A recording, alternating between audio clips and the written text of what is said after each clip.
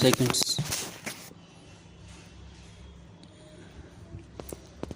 Mr. Deputy Speaker, sir, I rise to support the demands for grants of the Ministry of Defence. Sir, the armed forces of India deserve the gratitude of the whole nation for carrying out magnificent job ever since independence. The primary responsibility of the armed forces is to keep the borders of the country inviolate. Apart from this, the armed forces have been employed in numerous other tasks such as in the aid of civil power, going to the rescue of neighboring countries, anti-terrorism, and helping civilian population in fighting natural calamity. All these multifarious duties have been carried out by the three services with extreme courage, devotion to duty, and self-sacrifice. The Indian Army, in particular, have proved themselves second to none time and time again.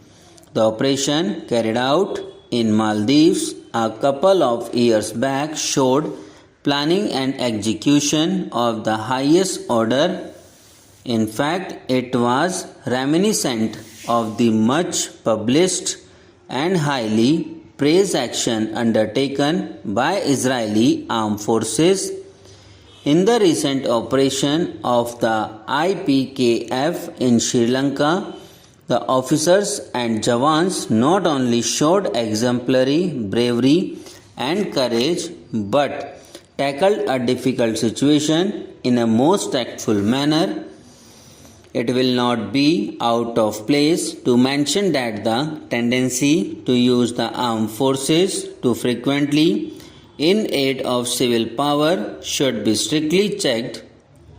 At present, our armed forces are totally political, but too much involvement in anti-terrorist activities and in the aid of civil power will tend to politicize the army and its main task of defending the integrity of the country will suffer adversely. I am sure the Prime Minister and the Defence Minister will agree that the task of maintaining law and order should be carried out either by the local police or by the paramilitary forces. The army should only be called out as a last resort, and that too, as far as possible, only for carrying out flag marches as a show of strength to restore confidence and morale of the civilian population. As a rule, the army should never get entangled in street fighting against our own citizens, as has happened in the past sometimes. Sir, the scenario of power balance in the world is undergoing a rapid transformation with the reduction of armaments both in the western and eastern blocs. The arms race between the superpowers appears to have come to an end. The major military pacts like the NATO and the Warsaw have been rendered redundant. There is no gainsaying the fact that Pandit Jawaharlal Nehru was the founder of non-aligned movement and that India's policy of non-alignment stands fully vindicated. However, new alignments are bound to take place. The multinational giants manufacturing armaments will create lobbies and use pressures to find new markets for their lethal merchandise. India will have to remain doubly alert to ensure that the power balance in Southeast Asia does not shift to our detriment. In this context, our planners will have to take a hard look at our nuclear policy. Although India is committed to the principles of Panchsheel and our peace-loving intentions are well known.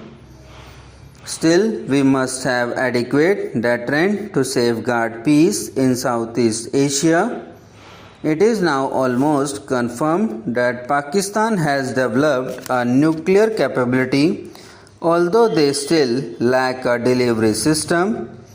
But this is a matter of grave concern. In these circumstances, I am of the considered opinion that we should go in for a nuclear option. India is now a mature democracy and our leaders should be able to convince the world opinion that the possession of a nuclear deterrent by India will be the surest way of ensuring lasting peace in this region. I will now take a few other points. The first one is about the situation in Jammu and Kashmir and Punjab. Successive governments have been trying to tackle this situation, but I am sorry to say with a little success. The crux of the problem lies in the training camps for these terrorists established in Pakistan. Unless we can dismantle those training camps, this problem will remain. I have some experience in the army and in intelligence services in the army, and I think the old adage that attack is the best means of defense still holds good.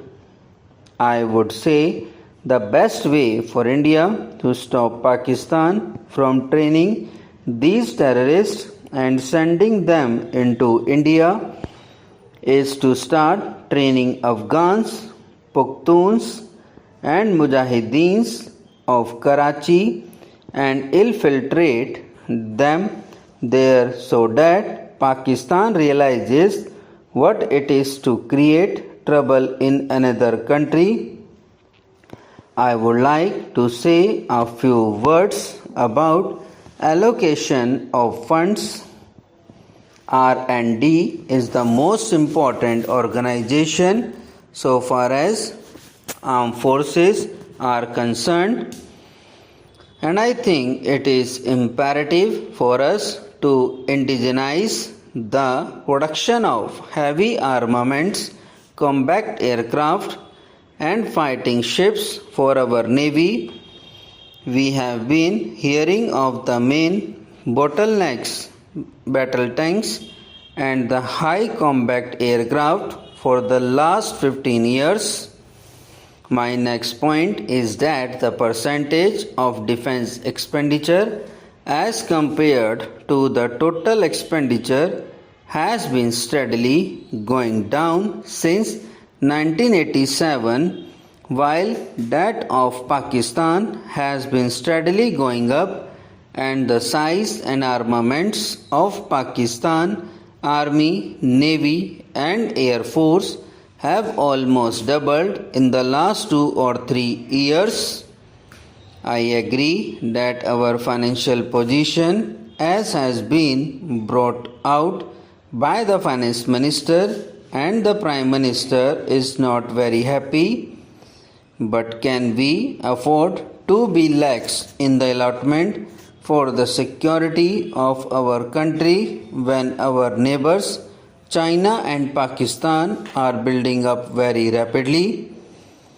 I would request the Defense Minister, the Finance Minister and the Prime Minister to pay particular attention to this and to see that our Army and its two sister services, the Navy and the Air Force, are not run down under any circumstances and are given proper allocation of funds. Subscribe now and press the bell icon. Never miss an update.